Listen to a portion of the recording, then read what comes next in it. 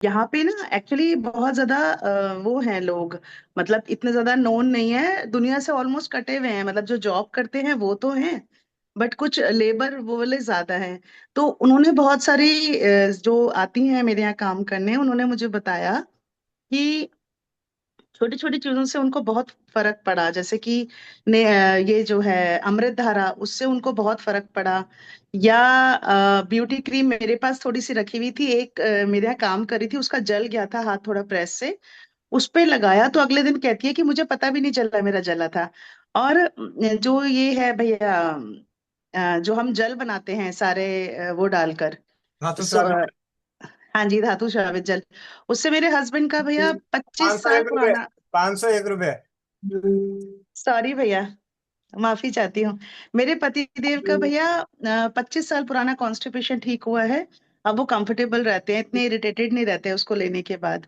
और अभी मैंने आपसे पिछले हफ्ते पूछा था बेटे के लिए, तो मैंने उसको धातु श्रावित जल भी दिया थोड़ा दिक्कत के लिए, अस्थमा की दिक्कत के लिए।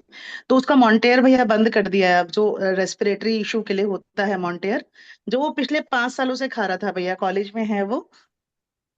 मैं यहाँ से बना के उसके पास पटियाला भिजवा रही थी कोरियर। तो अभी उसने मुझे बताया कि मम्मी मैं मॉन्टेयर नहीं ले रहा हूँ। तो भैया ये मेरे लिए इतनी बड़ी चीज है, इतनी बड़ी चीज है, और मेरे भी ना हाथ जल गए थे यहाँ पे। अभी काफी कम हो गए हैं, आपने मुझे बताया था कि ग्लिसरीन और ये डालकर गोले एलो- का तेल जो होता है उसको मैंने लगाया, तो उससे जो है मेरा जो स्किन का सनबर्न था उसमें काफी आराम आ गया भैया। और भी भैया बहुत सारी चीजें हैं, बट यहाँ नेटवर्क का इशू रहता है, कभी मैं कर पाती हूँ कभी नहीं कर पाती हूँ। तो जैसे ही मुझे लगा नेटवर्क आ रहा है, मैंने फटाफट से अपनी बात इसलिए ही कही। जी दीदी। अब दीदी के सानिध्य में हम सभी को ये जानकारी मिली कि दीदी अंडमान में हैं और अपने बच्चे के लिए धातु स्रावित जल बना के पटियाला भेजती हैं, पंजाब।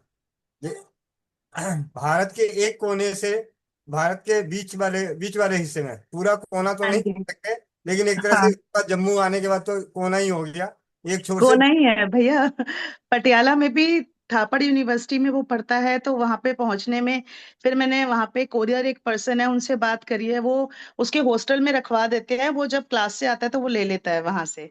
और क्या, हाँ भैया एक चीज और, वो ना जो आपका फेस पैक है, मेरा बेटा बड़े ब्रांडेड उसमें बहुत ज्यादा रहता है कि ये ब्रांड का फेस पैक, ये फेस वॉश, ये शैम्पू। तो मैंने ना फेस पैक उसको दिया था एक बार, तब से ना भैया उसने सारे बंद कर दिए बाहर के। अब वो मेरे से जब भी बोलता है, अभी भी उसका कल फोन आया था कि मम्मी फेस पैक है आपके पास, मैंने कहा बेटा अभी नहीं है, मैं मंगवा लूंगी।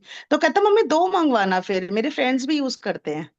तो भैया ये जो अभी की जनरेशन है जेंजी, ये बच्चे बहुत ज्यादा ना मतलब ब्रांडेड चीजों की तरफ भागते हैं।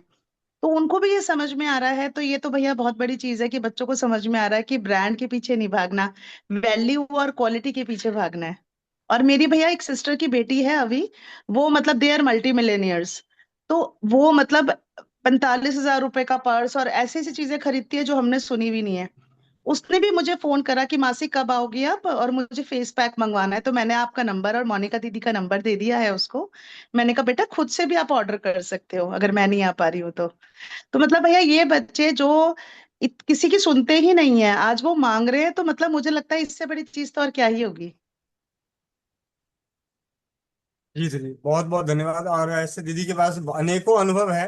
हमारी दीदी की जब बात होती है तो ऐसी परमात्मा की ऐसी कृपा है कि ट्यूनिंग तब होती है जब जब कई बार तो ऐसा हुआ है कि बस दीदी याद कर रही हो, मैंने फोन किया, या इस तरीके से बातें होती। सच में भैया मुझे लगता है कि जितने भी लोग हम जुड़े हुए हैं ना, ये ऐसा नहीं है कि राजीव दीक्षित जी की वजह से या आपकी वजह से जुड़े हैं। इसका नाम ना भैया सोल फैमिली होना चाहिए। मुझे लगता है ये कोई ना पिछले जन्मों के कर्म होते हैं, जो अलग अलग जगहों से हम एक ही माइंड सेट के लोग इकट्ठे हो गए हैं, और हम एक दूसरे को बहुत अंदर से अप्रिशिएट करते हैं। और उसमें मेन रोल तो भैया आपका है ही, मतलब आप तो वर्डलेस हो गए हो शायद अब, मतलब आपके लिए तो कोई वर्ड्स ही नहीं है दुनिया के। शायद मैंने जीवन में भैया कोई, जैसे बाबा होते हैं कुछ होते हैं, कभी किसी को नहीं माना, बट दिल आत्मा अपने आप आपके आगे ना चरण स्पर्श करती है मन से, सच में भैया। मैं कोई इसको ना बहुत ज्यादा बढ़ा चढ़ा के नहीं बता रही। जी, जी। बहुत बहुत धन्यवाद। वैसे दीदी के जो पति देव हैं, हमारे इंडियन रेलवे के लिए बहुत ही बेहतरीन जिम्मेवारी है उनके पास। उन जिम्मेवारियों को निभाने के लिए भी अंडमान में है, मतलब। हाँ जी। हाँ जी, वैसे भैया मैं गुड़गांव रहती हूँ, बट अभी बहुत ज्यादा उनको ऑडिट करना पड़ता है क्योंकि यहाँ नए ऑफिस स्टार्ट हो रहे हैं। बट मैं इस चीज के लिए बहुत खुश हूँ भैया, दुनिया देखने को मिल रही है कि लोग कितने परेशान हैं। और जब छोटी छोटी चीजें, जैसे उनको धनिया सौंफ का पानी बताया पेट के लिए, या छोटी छोटी चीजें बताने से जब उन्हें बेनिफिट होता है ना, तो मुझे लगता है कि सबसे बड़ी एजुकेशन तो भैया यही है। हमने तो खामखा डिग्रियां ली हैं इतनी इंजीनियरिंग की, उनकी कोई वैल्यू ही नहीं है। बहुत बहुत धन्यवाद दीदी। थैंक यू भैया, आपका हमेशा थैंक यू भैया, दिल से। तो अब चलते हैं आगे, अनुभवों के संग सवाल और जवाब का। और नीना जैन दीदी जुड़ी हुई है क्या पटियाला से? नीना जैन, मीना जैन।